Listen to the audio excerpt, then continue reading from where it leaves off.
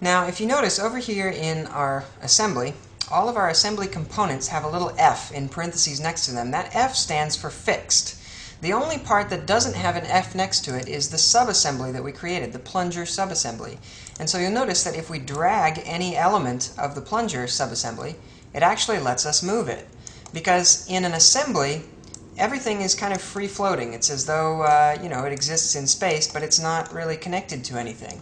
So in order to make this behave intelligently, we're going to have to put an assembly constraint on the plunger so that it'll stay at least within the realm of reasonability where we want it to be. So first of all, I would like for the right plane on our plunger to always touch the right plane of everything else. So all I'm going to do is click Mate with this little paperclip up here. And it's going to ask me, what do I want to mate? Well, I'm going to expand these things, and I'm going to say, I want to make the front plane of our plunger coincident with the front plane of everything else. Hit the checkbox, and then it's going to ask for another one. Do you want to do another one? And in this case, we do. I want the right plane and the right plane to be coincident.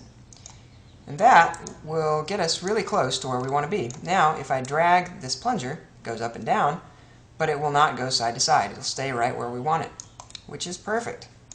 But we can get even fancier than that. Let's just go back to our right view for a second. We're going to add an advanced mate. We'll go to our Mate tab.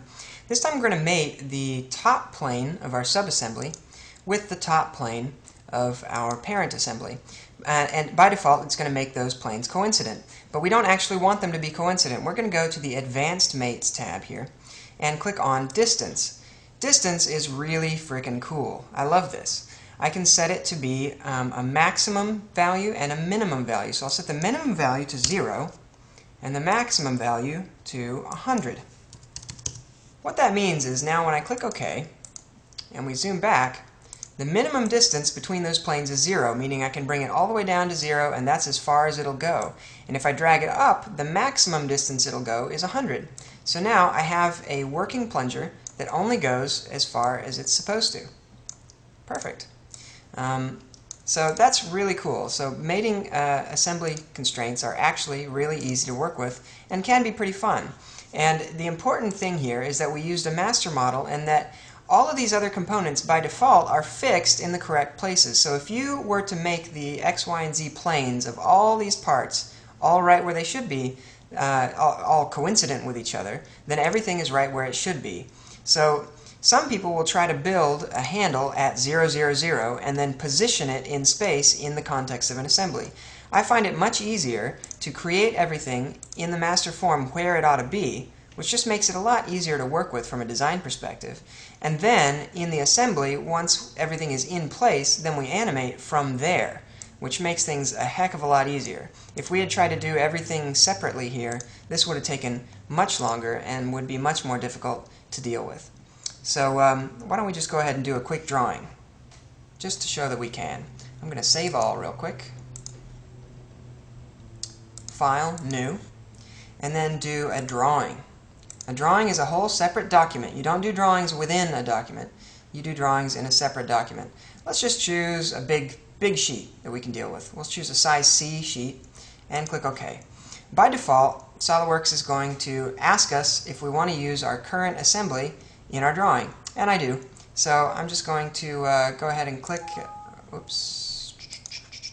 double click on this part here, and it's going to ask me where I want to put it. One thing I want to point out is down here it says use sheet scale. By default, this sheet has been set to 1/2 scale, 1 to 2. Let's go ahead and change that to custom scale and just set it to be 1 to 1, so that when we bring in our drawing it'll be 1 to 1. Also, you can see up here we have some options about which views we're going to be looking at. And we might as well start with the front view. So we'll put a nice front view right here. We could do a right view and click over here. If we wanted a left view, we could do it over there. We can do a top view by dragging down. And if we want a perspective view, we drag up and diagonal. And that should do it. So I'll just click the little checkbox and we should be happy. Now, this is probably more views than we need. Usually what I would just do is the top, front, and side, something like so. I just get rid of this altogether by probably just delete that view. And this view isn't actually locked. I can move it wherever I want, so I'm just going to move it right there. And if we want to, for fun, we can also, once this this drawing element is selected, we can set it to be shaded mode if we want, which could be kind of nice. In this case, you can lose a little bit of detail in there, but it works. And this is just me. All this stuff down here is great for engineers and whatever, but I don't actually use any of it. So what I do is I always right-click, say Edit Sheet Format. I can zoom way in here, click somewhere, oops, and drag to the left. So I'll just click down here and drag to the left a box over everything and delete it. And that's because I don't have a specific format that I use. I use a blank sheet. And then when you can go back to Edit Sheet to get your drawing back. And if you wanted to add the title of the document or whatever manually, then you can do that really easily. One way you could do it would be to go Insert, Annotations, Note, and then you could call this, French Press. And if I want to, I could change the font size so it's a little bit more appropriate to the, to the size of our sheet. Put that down there. Now, there's a couple things that I'd like to point out. First of all, to make dimensions, we can really easily do that with the Smart Dimension tool, and you'll notice that it looks exactly like the Sketcher dimension tool. So I can just click there and throw out a dimension. And another thing, we're looking, right now we see tangent edges in all of these. And so there's a interesting trick for that. Let's go to Tools, Options, Document Properties, Line Font, and under, let's see, Tangent Edges. Right now they're set to Phantom, and I just like to set them to solid, but set their thickness way down, so that it's very, very thin. And then click OK. Now, all of these don't have that line font applied to them. If I right-click on one of them, though, I can say Tangent Edge, and I can say Edges with Font. I don't know why they make you do this runaround, but that's what you have to do. So I'll go Tangent Edge, Edges with Font,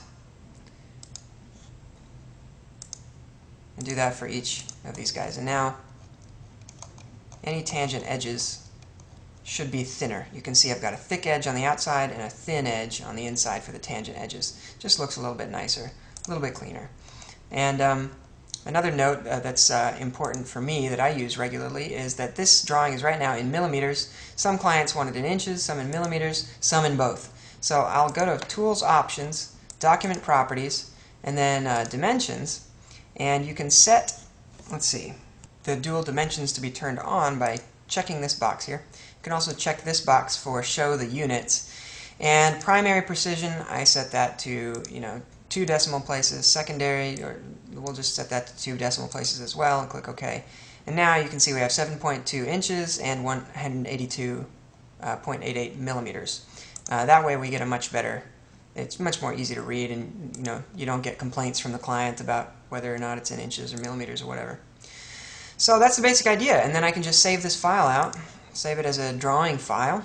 Yeah, I'll just save it in the CAD folder with everything else.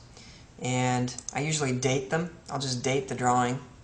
And also you can go Save As and save a PDF, which is a huge deal. That's exactly how I give all of my drawings to my clients.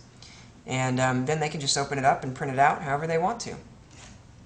So that's basically it. I guess we're ready to render.